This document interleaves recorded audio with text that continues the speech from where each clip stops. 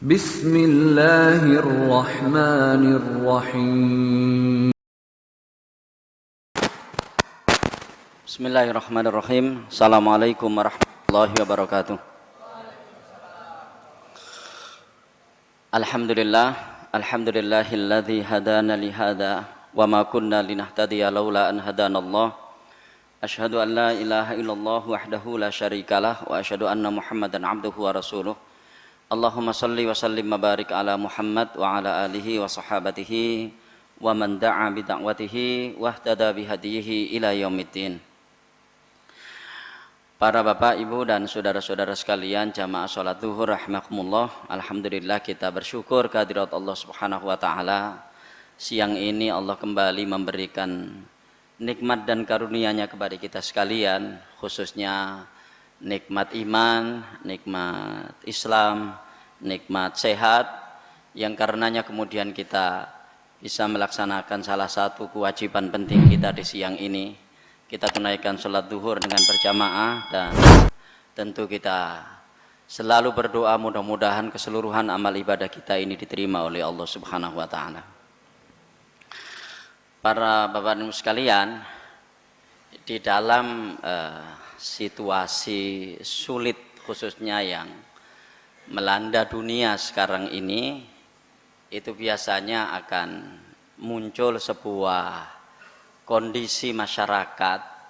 Sesungguhnya ini adalah penyakit kejiwaan yang melanda individu-individu orang, tetapi karena kemudian yang melakukannya itu banyak, maka kemudian ini juga berpengaruh dan bahkan menjadikan masyarakat itu tidak stabil, yaitu apa yang sering kita dengar dengan istilah social panic buying. Jadi sebuah kepanikan sosial yang kemudian diarahkan kepada penumpukan apa yang kemudian dianggap menguntungkan dia di dalam situasi itu. Makanya kita mendengar di dalam situasi sekarang ini ada yang menimbun masker, ada yang menimbun hand sanitizer, ada yang menimbun sembako dan lain sebagainya, dan ini hampir terjadi di negara-negara yang sekarang ini mengalami terjangkiti oleh virus ini. Di Amerika terjadi begitu, apalagi di Italia terjadi begitu, dan biasanya social panic buying seperti ini itu terjadi ketika ada berita-berita yang menggemparkan, gitu ya. Contoh misalnya di Italia kemarin tanggal 20 Maret kemarin, hari Jumat kemarin, Italia itu sehari yang meninggal itu 617 orang. Sehingga sekarang Italia ini menempati posisi pertama dengan korban terbanyak di dalam bab virus ini, yaitu di angka 4.005 apa 4.007, saya agak lupa pasnya, karena Cina kemarin cuma di angka 3.280-an sekian begitu. Nah, dalam situasi seperti itulah ketika terjadi apa yang disebut dengan social panic buying ini, itu kan diawali dengan kepanikan sebelumnya, kepanikan yang melanda jiwanya dan seterusnya. Dan sesungguhnya kepanikan-kepanikan ini terjadi itu karena terjadi goncangan keyakinan atau akidah yang ada di dalam dirinya. Biasanya seperti itu, ya kan? Seolah-olah kemudian mereka ini lupa bahwa ada sebuah skenario besar di dalam peristiwa-peristiwa yang melanda dunia ini, yaitu skenario Allah Subhanahu wa taala. Allah lah yang mendesain semuanya ini untuk memberitahu orang bagaimana cara menghadapi sikap yang benar di dalam menghadapi situasi seperti ini. Kalau itu kemudian kita kerucutkan ke dalam kondisi yang lebih kecil lagi, sama di kita juga demikian. Oleh karena itu yang sering saya sampaikan, situasi-situasi sulit itu biasanya akan menghadirkan kepanikan dalam diri orang itu. Tiba-tiba saja misalnya anak kita atau istri kita sakit mendadak, gitu ya. Maka pasti kita akan panik saat itu. Disitulah diuji keyakinan dan akidah kita. Kepanikan kita itu nanti kita arahkan kemana? Kalau kepanikan ini kemudian kita arahkan kepada arah yang benar, yaitu memadukan antara ikhtiar dan tawakal, di situ kita akan selamat. Jiwa kita akan selamat, akidah dan keyakinan kita akan selamat, dan kondisi kejiwaan kita juga normal meskipun kita menghadapi situasi sulit. Tapi kalau kemudian kepanikan kita itu kita arahkan kepada hal-hal yang tidak benar, Bapak sekalian, di situ jiwa kita akan semakin sakit, mungkin lebih sakit dibanding istri kita yang sakit. Lebih sakit dibanding anak kita yang sakit. Jadi harusnya Bapak sekalian, ketika anak kita atau istri kita atau siapa yang Allah kemudian mentakdirkan sakit mereka ini, harusnya kita yang sehat ini itu bisa apa istilahnya, melakukan transformasi energi sehat kepada anak-anak kita atau istri kita yang sakit ini dengan cara menghiburnya, dengan cara tidak memperlihatkan kepanikan di depannya, dengan cara tetap tenang di hadapannya, kan begitu. Nah, insya Allah dilungkas waras nak, gitu kan, harus jangan begitu. Tapi kalau orang panik nggak begitu, sehingga akhirnya yang terjadi kemudian justru dia yang lebih sakit dari anaknya, ya kan, justru dia yang lebih sakit dari istrinya. Dan kadang-kadang kita ini juga sering salah mendeteksi. Seringkali orang yang kita anggap sakit itu adalah ketika fisiknya yang sakit, ya kan, badannya panas, demam, ada infeksi tenggorokan, dan terusnya, itu kita anggap sakit. Sementara jiwanya yang sakit itu enggak kita anggap sakit. Jangan-jangan kita menilai diri kita selama ini juga seperti itu. Kita baru merasakan sakit ketika ada yang terluka di fisik kita. Kita baru merasakan sakit ketika ada yang panas di badan kita. Tapi kita tidak pernah merasakan sakit meskipun sesungguhnya jiwa kita telah sakit. Gitu. Nah, inilah persoalan keagamaan. Termasuk di dalam kondisi yang sekarang ini kita hadapi. Na'udzubillah min dzalik, jangan-jangan ada orang-orang yang tidak kena virus itu, tapi justru dia yang sakit. Ya kan? Sakit secara kejiwaan karena sikap dan perilakunya salah di dalam menghadapi virus itu. Nah, ini yang kita khawatirkan. Kenapa? Karena kepanikan ini Bapak Ibu sekalian, inilah yang kemudian menjadikan kata-kata yang keluar dari mulutnya tidak terkontrol. Amal perbuatan yang dilakukan oleh panca inderanya tidak terkontrol. Tingkah lakunya tidak terkontrol. Sehingga akhirnya dia tidak bisa mengendalikan dirinya dengan baik meskipun dia sendiri tidak sedang kena virus itu. Itu yang kita khawatirkan. Nah, sekalian, inilah kemudian agama ini, Islam yang kita cintai ini memberikan berbagai macam resep dan cara bagaimana orang itu menghindarkan diri dari kepanikan-kepanikan di saat dia menghadapi kondisi sulit. Salah satunya adalah orang harus menganggap bahwa ketika terjadi situasi sulit di dalam kehidupannya, saat itu sesungguhnya Allah memberikan ruang bagi dia untuk memperbaiki akidah dan keyakinannya. Ya, memperbaiki akidah dan keyakinannya. Itu sebabnya kalau kita lihat doa-doa orang yang sakit dan seterusnya, kalau kita lihat satu persatu doa itu selalu diawali dengan Allahumma. Ya kan? Apa maknanya itu? Maknanya sesungguhnya pertama-tama dalam situasi sulit dan sakit itu jangan sampai yang sakit adalah akidah kita melupakan Allah Subhanahu wa taala. Ya, makanya di dalam Al-Qur'an itu ada sebuah surat. Surat itu namanya surat Yunus. Surat ini terdiri dari 109 ayat. Isi surat itu banyak cerita-cerita tentang kondisi sulit yang dialami oleh para nabi, termasuk salah satunya adalah Nabi Yunus. Kalau kita lihat di dalam Al-Quran, cerita tentang Nabi Yunus itu kan nggak banyak. Ya, kita nggak menjumpai cerita tentang Nabi Yunus bagaimana lahirnya, nggak ada kan? Bagaimana nikahnya, bagaimana kawinnya. Yang diceritakan itu cuma sepenggal peristiwa yang dialami oleh beliau, yaitu ketika beliau meninggalkan kaumnya karena kaumnya nggak bisa diatur, ya kan?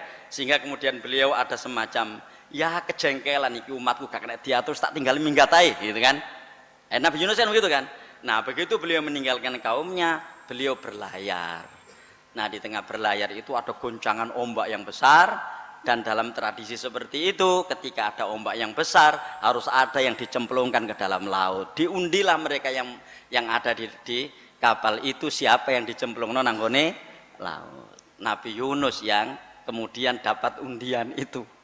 Ya, bukan undian berhadiah ini, undian dicemplungno nanggone laut. Akhirnya beliau ya dimakan oleh ikan hiu, dan kemudian kita lihat ceritanya, kisahnya yang lain di surat Al-Anbiya misalnya ya, di dalam perut ikan hiu itu beliau selalu berdoa, la ilaha illa anta subhanaka inni kuntu minadz dzalimin. Semua kita sudah paham itu. Menurut saya doa ini yang harus banyak kita baca dalam situasi-situasi sulit yang kita alami sekarang ini. Anggap saja kita ini sedang berada di tengah kegelapan seperti kegelapan yang dialami oleh Nabi Yunus di dalam perut ikan hiu begitu. Nah, di ayat yang ke-107 dari surat Yunus itu Allah banyak memberi nasihat, pelajaran kepada Rasulullah sallallahu alaihi wasallam. Makanya dhamir di dalam ayat itu kalau di dalam ilmu nahwu itu dhamir mukhatab mufrad, diarahkan ke satu orang. Nah, bunyinya ayat itu begini. A'udzubillahi minasyaitonirrajim. Wa iyamsaskallahu bidurrin fala kashifalahu illahu. Wa in yuridka bi khairin fala radda li fadli. Yusibu bihi may yasha'u min ibadihi wa huwal ghafurur rahim. Muhammad, kata Allah ini, jika Allah menimpakan kepada engkau kemadharatan, artinya hal-hal yang bersifat bahaya, kena sakit, kena kesulitan dan seterusnya, fala kashifalahu illahu, tidak ada yang bisa menghilangkan kesulitan dan bahaya itu kecuali hanya Allah. Wa in yuridka bi khairin fala radda li fadli. Tapi jika Allah menghendaki kebaikan kepadamu, maka tidak akan ada yang bisa menolak keutamaannya yang diberikan kepadamu. Yusibu bihi may yasha'u min ibadihi. Itu semuanya hanya akan menimpa kepada hamba-hamba Allah Subhanahu wa taala yang dikehendaki. Lihat ini ya. Itu semuanya akan menimpa kepada hamba-hamba Allah yang dikehendaki. Gitu ya. Wahuwal ghafurur rahim, dan dialah Allah zat yang maha pengampun lagi maha penyayang. Disinilah Bapak Ibu sekalian ya sebuah nasihat Allah Subhanahu wa taala kepada Rasulullah SAW. Apakah Rasulullah nggak memahami ini? Sangat memahami. Tapi ini sebagai sebuah penegasan yang juga berlaku bagi kita sebagai umat Muhammad sallallahu alaihi wasallam. Yang barangkali secara ringkas mengandung 3 makna penting.